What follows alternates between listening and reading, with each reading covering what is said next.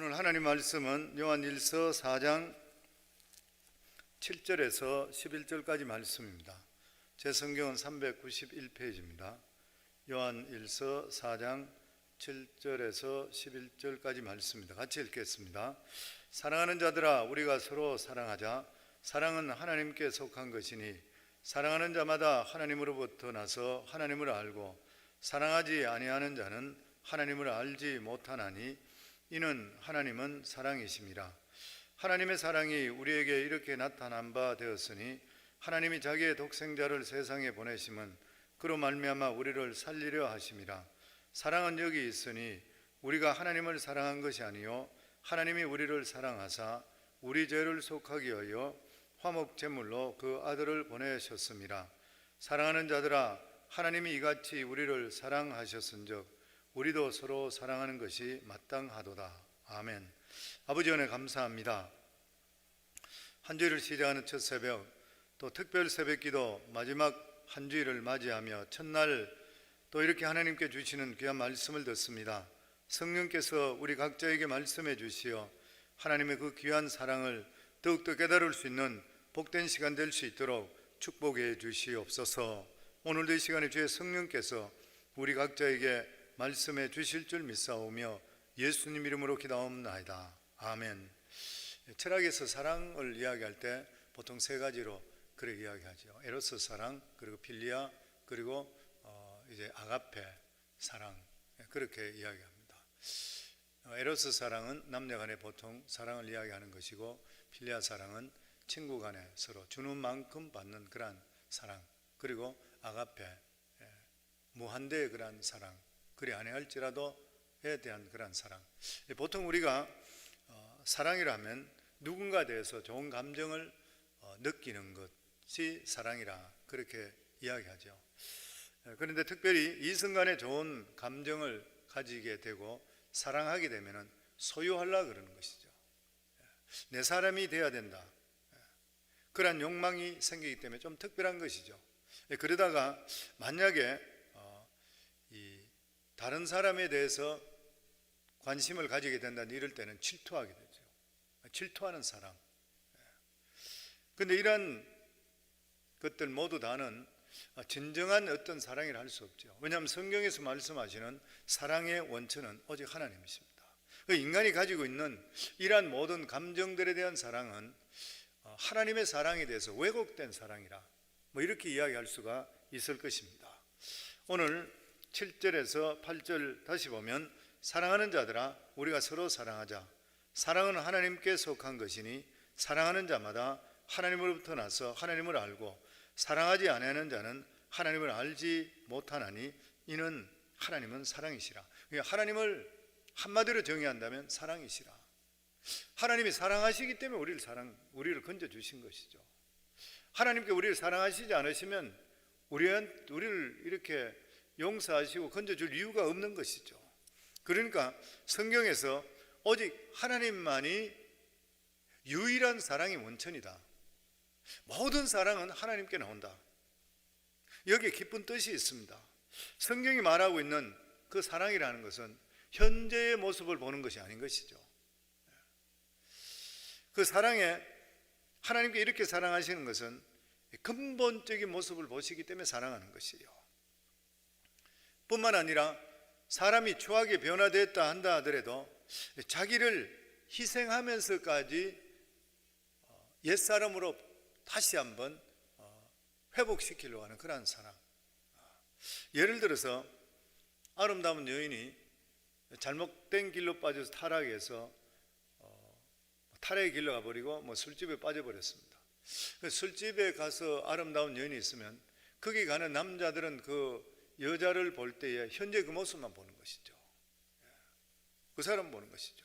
지금 현재 아름답기 때문에 그것을 보고 있는 것이요, 원래 그 여인의 모습을 사랑하는 것이 아닌 것입니다.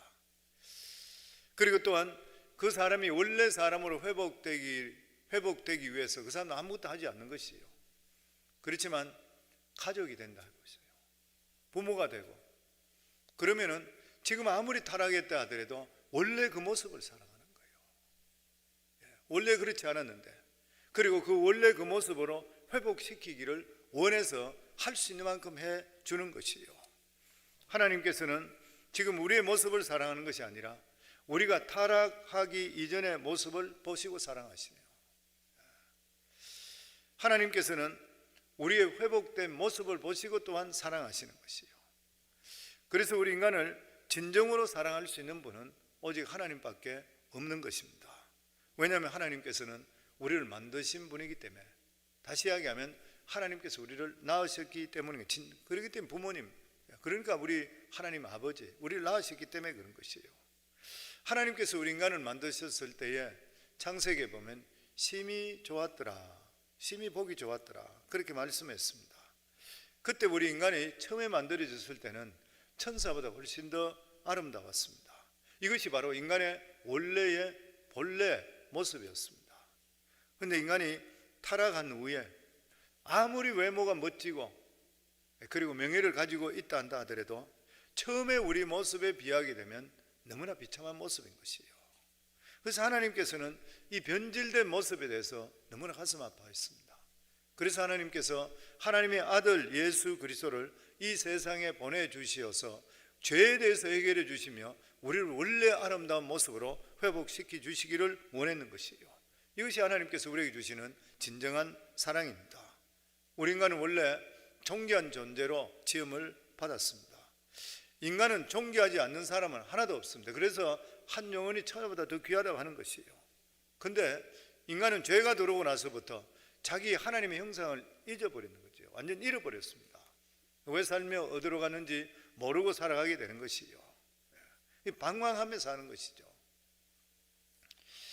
사람들이 보면은 자살로서 생을 마감하든지 아니면 높은 지위에 있는 사람들이 성폭행이나 그리고 성추행 이런 것들로 인해서 자살하든지 아니면은 처벌받는 것을 봅니다.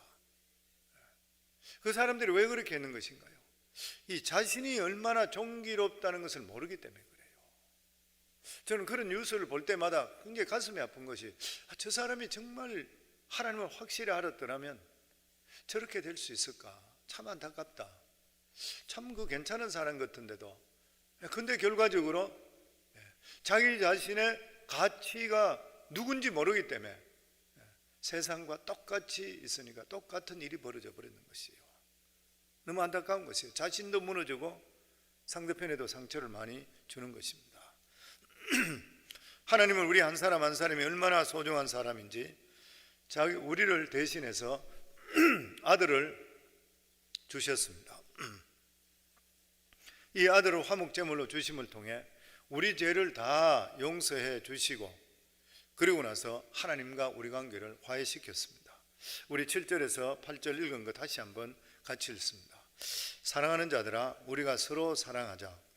사랑은 하나님께 속한 것이니 사랑하는 자마다 하나님으로부터 나서 하나님을 알고 사랑하지 아니하는 자는 하나님을 알지 못하나니 이는 하나님은 사랑이시라. 그런데 도대체 이 세상에서 다른 사람을 사랑할 수 있는 사람은 누구인 것인가? 우리가 딴 사람 다 사랑할 수 있죠. 원칙적으로 그냥 사랑할 수는 있습니다.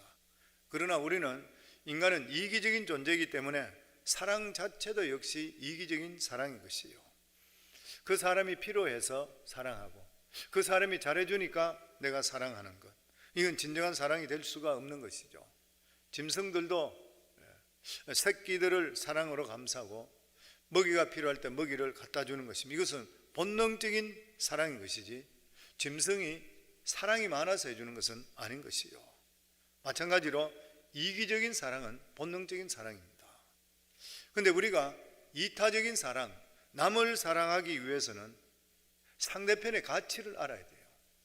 상대편의 가치를 알 때 진정한 사랑이 갑니다. 오늘 여기 본문에 보면 두 종류의 사람이 있다고 말씀합니다. 하나는 하나님께 속해서 하나님을 사랑을 아는 자, 다른 하나는 하나님도 모르고 사랑을 모르는 자. 여기 우리 두 가지를 생각할 수 있는 것이에요.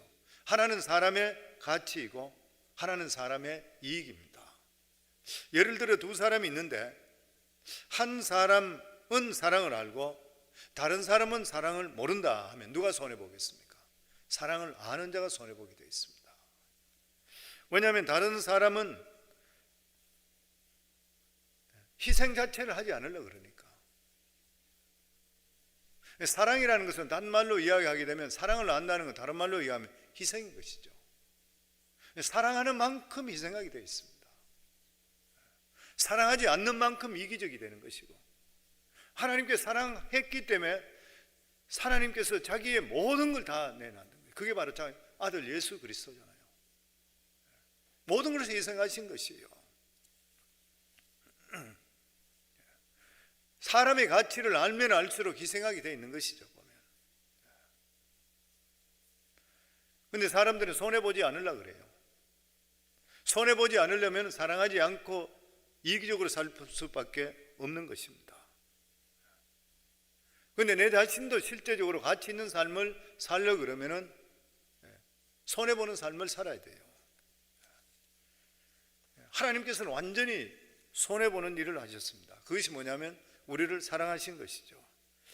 하나님은 사랑도 모르는 인간을 사랑하시기 때문에 자기 아들을 죽이셔야 됐습니다.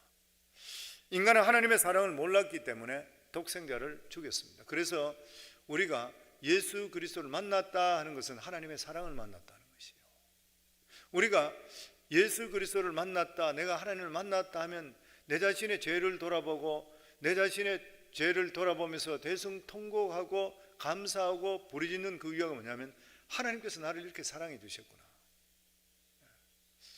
우리 믿음이라는 무엇이에요? 하나님께서 이렇게 사랑해 주신 그에 대해서 내가 반응을 하는 것이잖아요. 하나님의 사랑을 깨닫기 전까지는 실제로 그 믿음은 피상적인 믿음이 됩니다. 진짜 믿음이 될 수 없는 것이잖아요. 제가 늘 말씀드린 대로 제가 교회에서 10년 동안 예배당에서 예배 드린데도 불구하고 하나님의 사랑을 내가 진짜 몰랐거든요. 왜 나를 그렇게 사랑하나? 성경에 나오는 나를 사랑해서 예수 그리스도를 보내주시기까지 했다는데 그게 도저히 이해가 되냐? 무슨 사랑을 그렇게 했나? 전혀 그게 느껴지지 않았던 것이에요.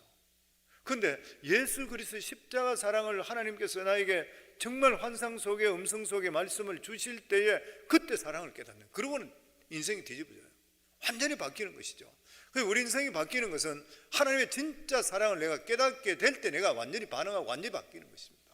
그 전까지는 우리가 바뀐다 할 수가 없는 거예요. 왜냐하면 그런 사랑을 체험하지 못했는데 내가 어떻게 하나님을 그렇게 사랑할 수 있어요? 어떻게 내가 하나님께 감사할 수 있어요? 할 수 없는 거죠. 그러니까 지금 사도 요한이 이야기하는 것이 하나님께서는 우리 같은 자를 이렇게 사랑하시기 때문에 하나님 자체가 사랑이다. 그래, 하나님은 다른 말로 표현하는 것보다 하나님 한마디로 정의한다면 하나님은 사랑이시다. 그렇기 때문에 이 세상을 사랑하고 너희를 사랑했다. 지금 그 말씀이에요. 그러니까 예수 그리스도까지 이 세상에 보내주신 것이라.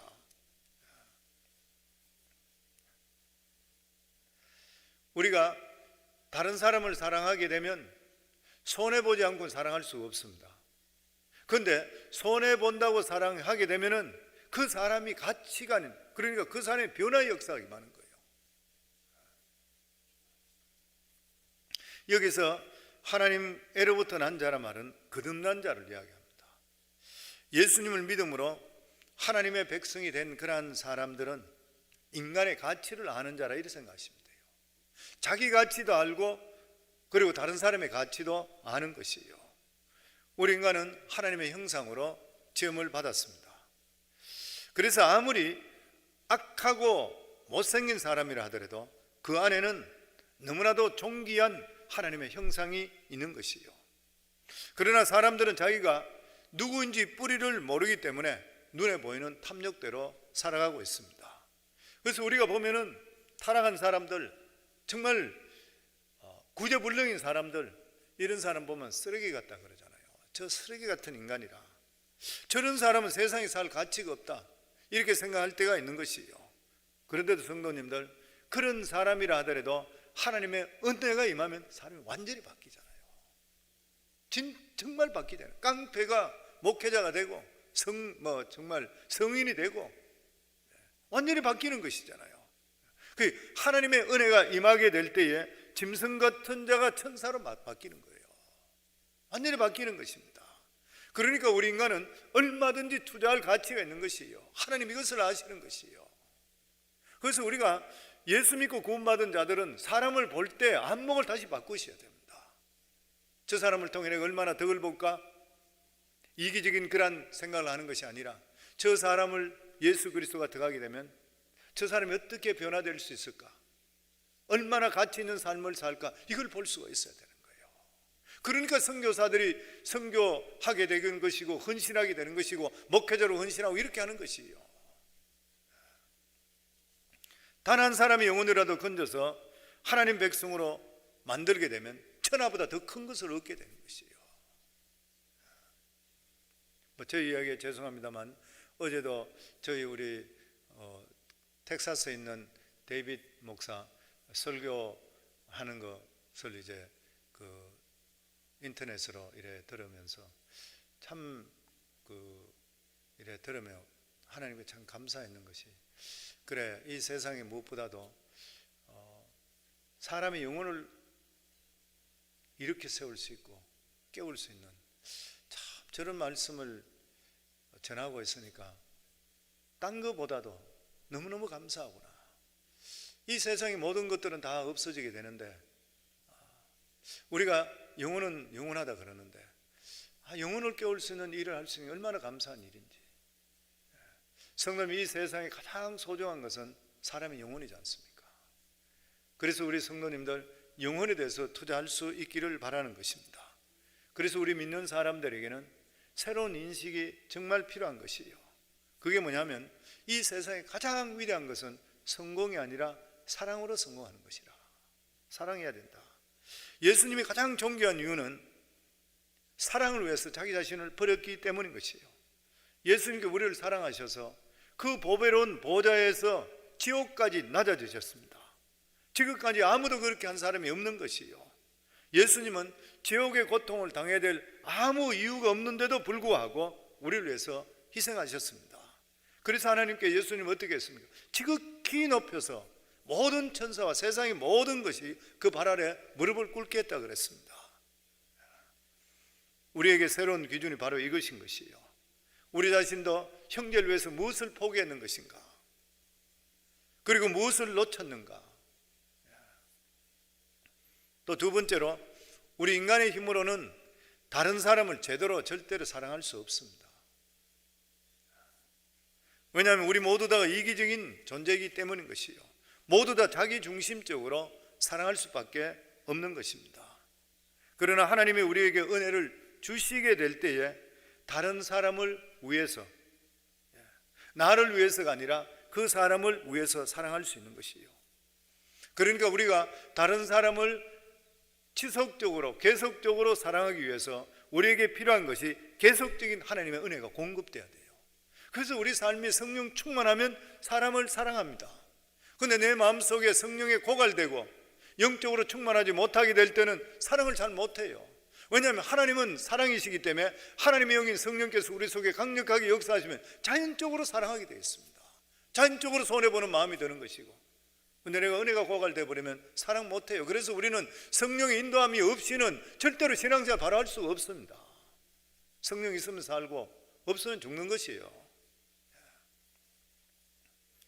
우리가 이러한 사랑의 능력은, 우리가 사람을 사랑할 수 있는 능력은 내 것이 아니라 하나님께로부터 오는 것입니다. 그리고 우리가 사람을 사랑하면 할수록 내 마음이 풍성해져요. 아무리 험한 세상, 어려운 세상이라 하더라도 우리는 풍성한 삶을 살아갈 수 있게 됩니다. 그리고 우리 삶 속에 하나님께서는 또한 오병이의 기적을 일으켜 주시게 되어 있습니다. 그러나 다른 사람을 사랑할 수 있는 기회가 있는데도 불구하고 사랑하지 않는 그러한 사람은 점점 그 사람에게는 사랑이 고갈되는 그러한 삶, 삭막한 삶을 살게 되어 있는 것이에요. 하나님께서 공급해 주시는 힘은 무궁한 것입니다. 하나님께서는 뜻대로 구하는 것 다 들어주시는 것이에요. 그런데 반드시 이것은 희생을 통해서 공급되는 것이에요. 희생하기를 싫어하는 사람은 하나님의 은혜를 체험할 수가 결코 없는 것입니다. 그리고 또한 진정으로 하나님을 닮는 사람의 특징은 남을 먼저 사랑하는 것이에요. 우리는 전에는 사랑받을 수 있는 자격이 없었는데 하나님께서 먼저 사랑해 주셨습니다. 그래서 이 사랑을 받은 자는 먼저 사랑하고 먼저 용서해 줘야 되는 거예요. 그래야지 우리가 마음이 기쁨이 솟게 되어 있습니다. 이게 하나님 자녀의 특징인 것이에요. 그리고 마지막으로 9절 말씀입니다. 같이 읽겠습니다. 하나님의 사랑이 우리에게 이렇게 나타난 바 되었으니 하나님이 자기의 독생자를 세상에 보내심은 그로 말미암아 우리를 살리려 하심이라. 하나님께서 우리를 살리실 목표를 가지고 우리를 사랑했습니다.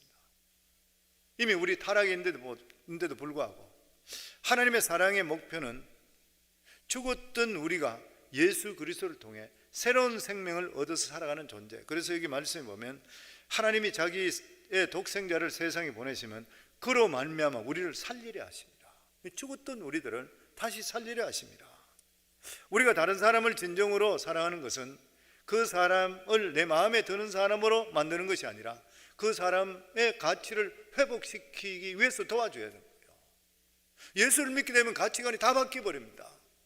인간의 가치를 깨닫게 되는 것이고, 그래서 성도님, 우리가 진짜 예수를 바로 믿게 될 때는 자기 생명도 소중하게 여기고 남도 소중하게 생각해요.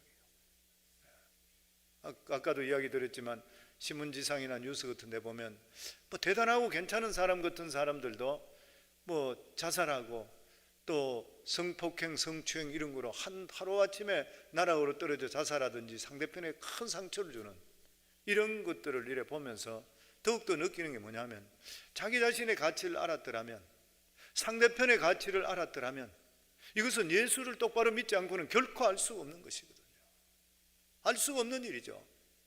아무리 종교가 뭐 기독교다, 종교가 천주교다 뭐 이래 한다 하더라도 진짜 하나님을 만나야 됩니다. 그럼 인생이 바뀌게 되어 있는 것이고 사람의 가치를 알게 되는 것이에요. 너무 안타까운 일인 것입니다. 내가 다른 사람을 사랑한다고 하는 것은 나의 필요가 아니라 그 사람의 가치를 되찾아 주는 것이에요. 그렇게 되기 위해서는 하나님의 은혜가 임해야 되는 것입니다. 다시 이야기하면 예수 믿고 하나님 백성 돼야 돼요. 그래서 우리가 교회 안에 들어있다 하더라도 하나님의 은혜를 진짜 체험하셔야 돼요. 은혜를 체험하지 않게 되면 그냥 종교인이 될 뿐인 것이에요. 하나님은 살아계시고 하나님의 그 크신 사랑을 깨달아야지 우리 삶 전체가 거듭나게 되어 있습니다. 그래야지 새로운 안목을 가지게 되는 것이에요, 보면. 그리고 우리 예수 믿는 사람은, 예수 믿고 구원받은 하나님의 사람들은 다른 사람들을 대할 때에 진실하게 대하셔야 돼요. 있는 그대로, 내가 꾸며서 진실한 것이 아니라 내 삶에 나타나는 것이 그대로 보여주는 것이 진실해야 돼요. 다른 사람이 돈이 많다고 아부하지 말고, 가난하다고 무시하지 말고, 그 사람 한 사람 한 사람의 소중함을 생각해서 있는 그대로 내 자신의 모습을 그대로 보여주며 사랑할 수 있으셔야, 우리 예수 믿는 사람은 충분히 그렇게 할 수 있다고 생각합니다. 왜냐하면 우리를 돕는 분이 하나님이시기 때문에 사람에게 아부할 필요가 없잖아요. 그리고 한 영혼이 천하보다 더 귀하다 했기 때문에 아무리 그 사람이 가난하고 무지하다 하더라도 그 영혼의 가치는 말할 수 없는 것이잖아요. 어떻게 함부로 대할 수가 있겠습니까? 사람을 차별대해서는 결코 안 되는 일인 것이죠. 그리고 사랑하게 되면 손해봐야 되잖아요. 사람을 대할 때 손해볼 각오를 하시고 대하셔야 돼요. 그래야 사랑을 증거할 수가 있게 되는 것이에요. 하나님 우리를 사랑하시기 위해서 모든 것을 희생하셨습니다. 내가 사랑하지 않고 남을 사랑한다는 것은, 내가 희생하지 않고 남을 사랑한다는 것은 불가능합니다. 남녀 간의 사랑도 마찬가지잖아요. 사람 간에 서로 관계를 맺는 것도 마찬가지잖아요. 내가 저 사람한테 어드밴테이지 하는 것보다 저 사람에게 뭔가 내가 줄 수 있는 것, 이런 것을 생각할 때 올바른 관계가 맺어지잖아요. 마찬가지인 것이죠. 엘버트 아인슈타인 박사는 청년 시절 때에 부자와 나설에 대한 그러한 설교를 듣고 큰 은혜를 받았습니다. 그래서 그 당시 거지 나사로와 같은 것은 실제로 아프리카 사람들이에요. 너무 불쌍한 사람들이에요. 30 넘는 나이에 선교 가기 위해서 의과대학으로 다시 들어가게 되죠. 그리고 공부하고 나서 의사로 거기 가서 평생을 그 자리에 있다가 사람들을 돕다가 그리고 거기서 자기의 모든 생애를 마쳤습니다. 엄청스러운 희생이지만 놀라운 축복이도 한 것인 것이죠. 어떻게 이렇게 할 수가 있는 것인가? 하나님의 사랑을 깨닫게 될 때 내 인생을 손해볼 수 있게 되는데, 그럴 때 하나님께 높여주시게 되어 있는 것이에요. 하나님께서 우리에게 살릴 영혼들을 맡겨주십니다.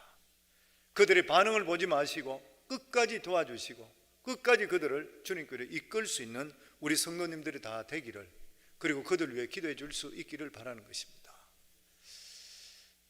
영혼만큼 더 중요한 것은 없습니다. 아무리 세상의 모든 것을 가져도 그 영혼이 멸망하면 정말 짐승같이 나중에는 지옥에 떨어질 수밖에 없는 일인 것이죠. 그래서 우리 사랑하는 성도님들, 하나님의 사랑 받은 우리, 이 사랑을 전해주고 그리고 우리 자신들을 희생하고 손해보면서까지 사랑을 나타내게 될 때 하나님께서 우리 삶 속에 말할 수 없는 은혜와 풍성함을 우리 속에 채워주시는 값진 인생이 될 줄을 믿습니다. 그리고 주위 사람들을 값진 인생으로 변화시킬 수 있는 그러한 우리가 멋진 삶을 살아갈 수 있는 그러한 모습을 보이는 저와 여러분 다 될 수 있기를 주 이름으로 축원합니다.